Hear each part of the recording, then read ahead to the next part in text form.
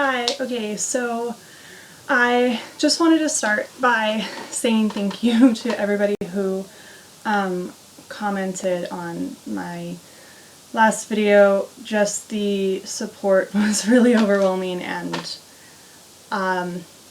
just thank you very much. And then I had a lot of people reaching out to me and saying like, oh, I know what you're going through, I have this disease and it's been really hard for me, and I have that disease and it's been really hard for me, and that's really what I wanted. As I said in the last video, like, I can't get to a support group for this kind of thing, and so if talking to other people about their diseases is the support group I can get, I am so happy, and like it's exactly what I wanted, and just thank you.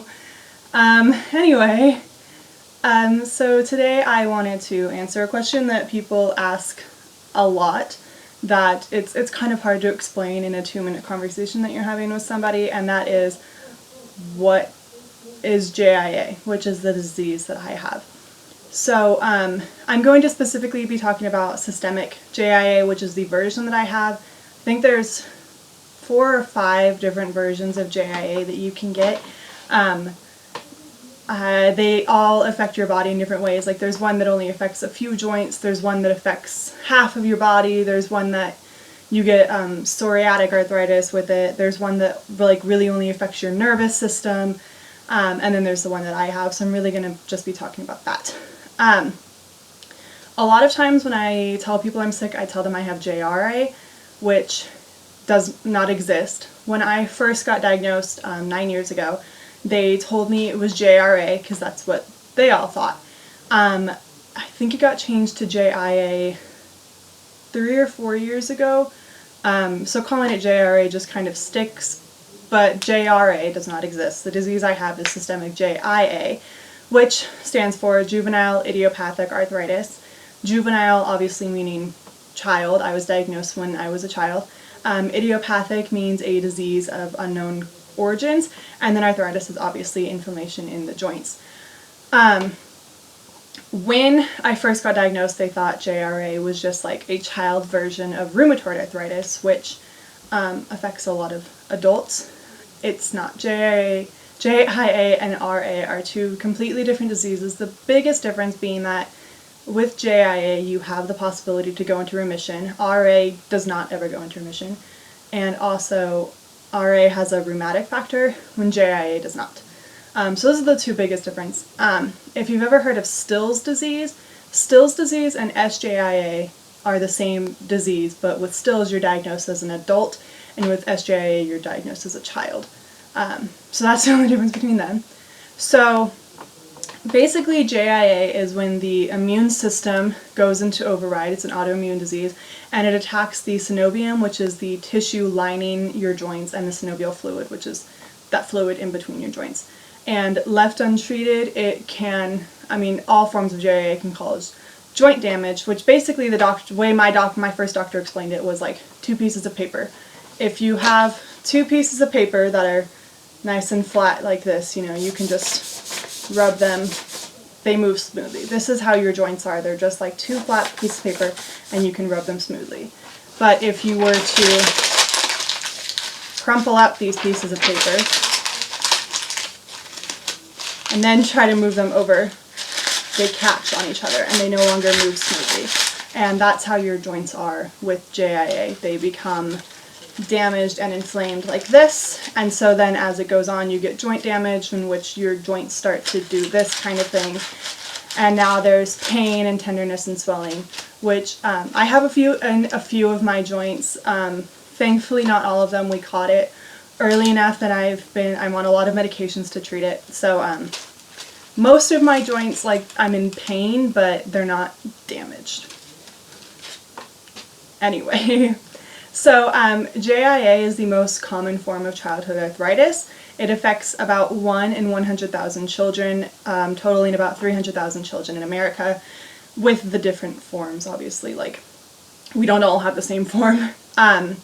My form of systemic JIA is the most rare form of JIA. It only affects about 10% of children with JIA. So it works out to be like less than 1 in 100,000 children, obviously, because 1 in 100,000 children has JIA. So, yeah.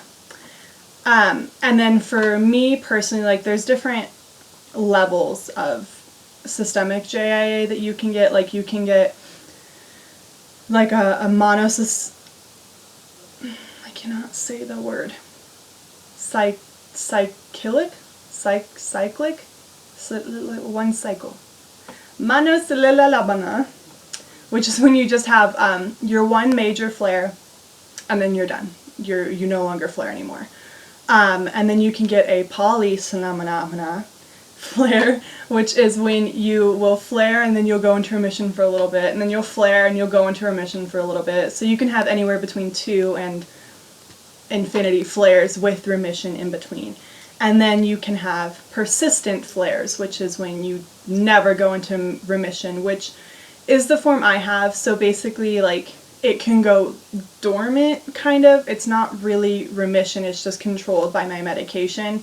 And then if something happens where my medication gets off kilter or I'm not taking enough of it, then my flare comes back through. But basically, we know that I have persistent because every time that they've tried to take me off my medication, or if my medication starts to not be enough, I immediately flare. So that's fun. So then, this is going to make me sound like, feel bad for me, but when I first got diagnosed, I had like every symptom of SJIA that you could possibly get. To the point, like, when I went to my rheumatologist for the first time, he didn't touch me really. He looked at me and he was like, oh yeah, you've got this rash and you've got that rash, and oh, that's really swollen, oh, you've got a really high fever, yeah, you have SJIA. And it was bad. He told me basically, like, if you're looking at, here's all the children with JIA, here's the children with systemic JIA, here's the children who have persistent JIA, and then here's you.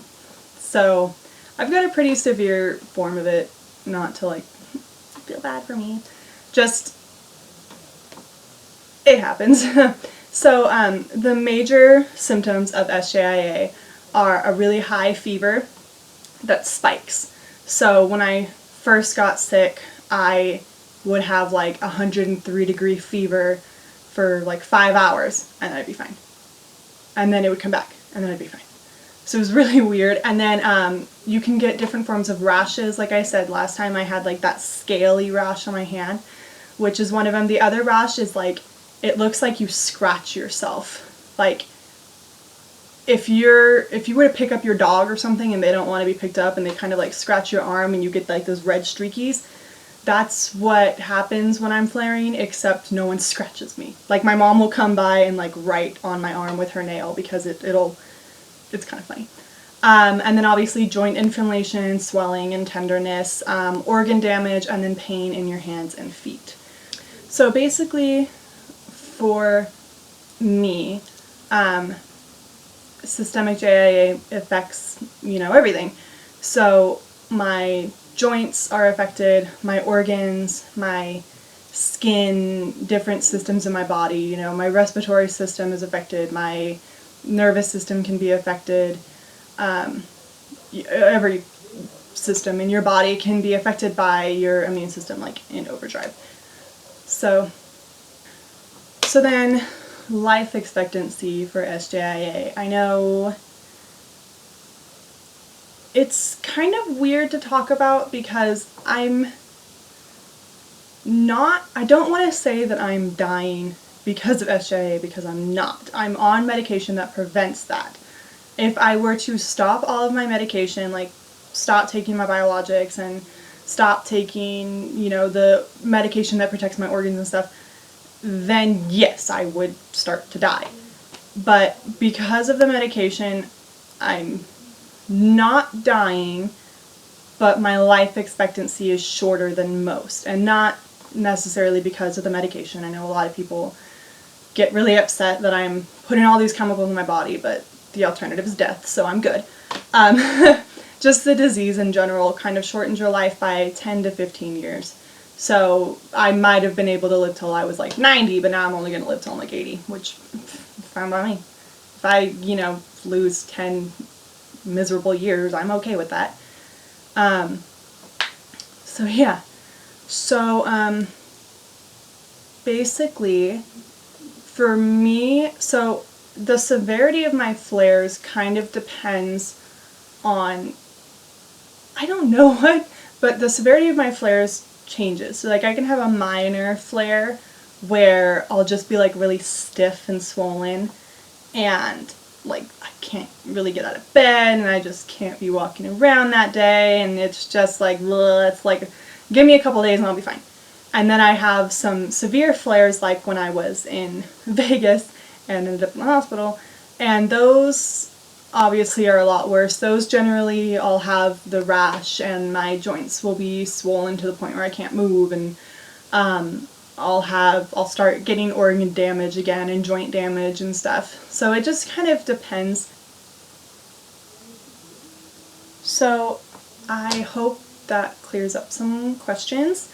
I'm sure I did not explain this as well as like I should have. I mean, this is something I've been dealing with for almost 10 years. So like to me it just is like, oh yeah, I have JIA. It's like, whatever. This is what it is, and this is how it works, and it's cool. And I know trying to explain it to other people who don't understand like all the background, it can be kind of confusing. So hopefully I explain that to the point where anyone who was wondering understands it a little bit better. Anyway, yeah, so just thank you all again for your really positive feedback, and thanks, I just really appreciate it. And yeah, that's all. Bye.